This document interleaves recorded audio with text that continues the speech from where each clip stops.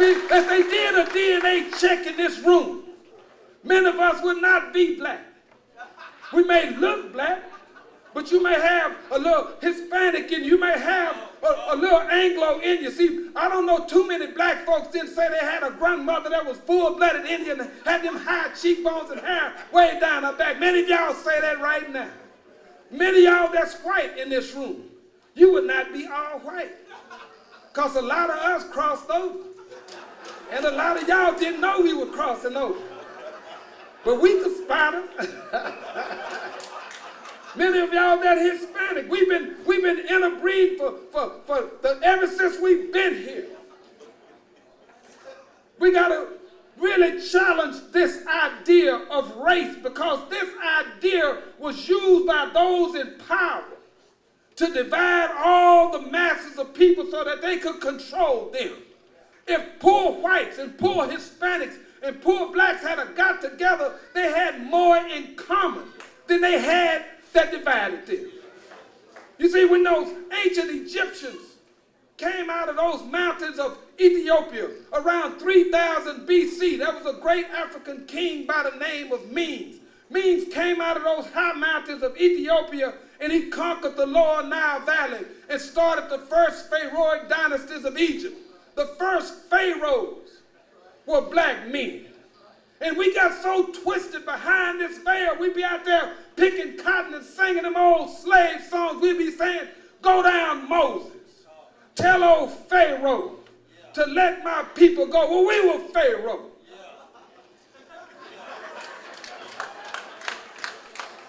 We got so twisted behind that veil that we forgot that Egypt was in Africa. We forgot that the Nile River started up in those high mountains of Ethiopia. We forgot to learn and look at that story of Moses from our own perspective.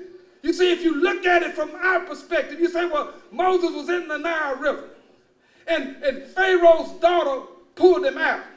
And that meant that he was raised in Pharaoh's household as Pharaoh's grandson. Am I right? That meant that to the common Egyptian, Pharaoh was God. That meant when Pharaoh would come down the street and Moses and all of them, they'd hide their face. But to Moses, Pharaoh was granddaddy, pawpaw, big daddy, call him what you want. He lived in God's house all his life. He knew the game. He was educated. He could read, he could write. And you say, well, whenever Moses went to the mountain, who went with him? Nobody.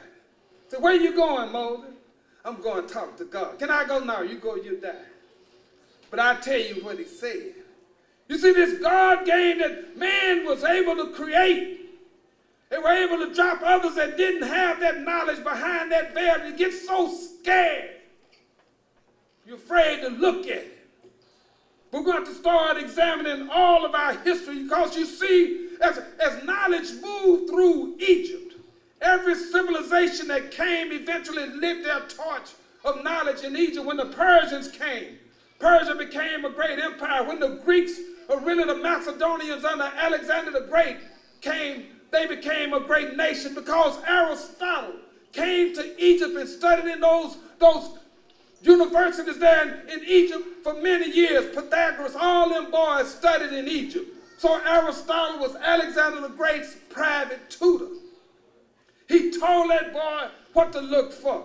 And it's mighty strange that when Alexander conquered the then known world, he stopped his mighty armies in Egypt, there in Alexandria, Egypt. And somebody told him that there were some libraries back up the Nile River at a lodge called Luxor, across the river from the sacred city of Thebes, where they say the sons of God came down and visited among men. And so Alexander was going to take his army back up the Nile River, but he was met at the first cataract by a black queen by the name of Candace. And the story says that Candace and her army that measured thousands of black warriors was standing on a ridge, and she came forward, and her army was behind her, many of them sitting on elephants, and they had them plumes flying out of their head, and they had their spears glistening in the sun. And she said, come on up, Alexander, do battle.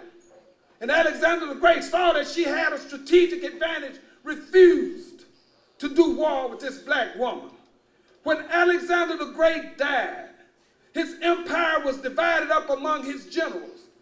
Those Ptolemaic line of generals that eventually became the inheritors of the Pharaoh's ships of Egypt. That's that line Cleopatra came out of, that Greek and African mix. That's that line that she came out of. When they became in power there in Egypt, it was Ptolemais Philadelphus that commissioned those 72 Jewish scholars to translate the old Hebrew text of those first 5 books of Moses into the Septuagint Bible, the first Bible that spoke of Adam, and the creation story was created there in North Africa and Egypt. This is our legacy because we've been having this stuff. This stuff is old. Those first 5 books now, scholars are telling us that it looks like Moses borrowed a lot of that knowledge. Since he wrote those first 5 books, he borrowed that knowledge from an Egyptian book called the Egyptian Book of the Dead, or the Book of Coming Forth by Day and by Night. In that book, they have what they call negative confessions. That book is over 5,000 years older than Moses. And in there they say, I have not sinned against my neighbor. I have not coveted my neighbor. I have not. It goes on and on and on with these negative confessions. Moses borrowed 10 of them and got his 10 commandments. I know I'm saying some stuff here. You don't have to agree with me. Go research it for yourself. You see, when you start looking at the story, even baby Jesus, they say the angel went down. She didn't tell Mary to take the baby into Europe. She didn't say take the baby into Persia. She said take that baby into Egypt. When Jesus came out of Egypt, he was talking to the elders. He was talking to the wise men. We can submit that Jesus got some education in Egypt. He was schooled in Egypt. And then when you start looking at the Egyptian story, the Egyptians have a mythology that goes back in time. In that Book of the Dead, it talks about Isis, Osiris, Horus, Nephthys, and Set. It talks about those Egyptian gods, and it talks about the god Horus was the first one born from the virgin Isis. That when Osiris died, that he rose again in his son Horus. They call him the lily of the valley. They call him the bright and morning star. Y'all better watch this thing.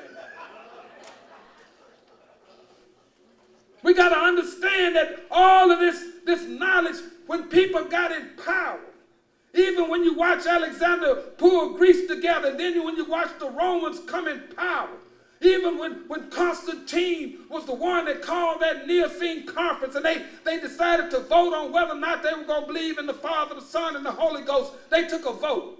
The Christians from North Africa didn't like it, so they went back.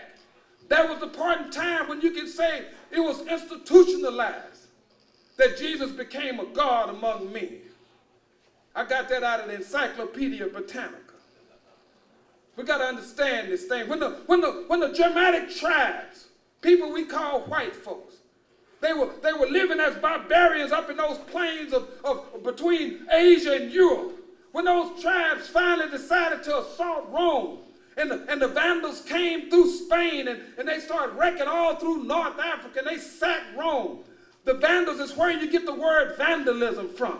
The Vandals sacked Rome, and Rome went in, and Europe went into a period called the Dark Ages of man, when all knowledge was lost, and all that long line of knowledge that the Romans had acquired from the Greeks, that the Greeks had acquired from the Persians, that the Persians had acquired from the Egyptians, that came out of those high mountains of Ethiopia, all that knowledge was lost, and it was the church that swept up what was left and hid it in the catacombs. And when the dust settled, it was the Catholic Church that rose in a position of power.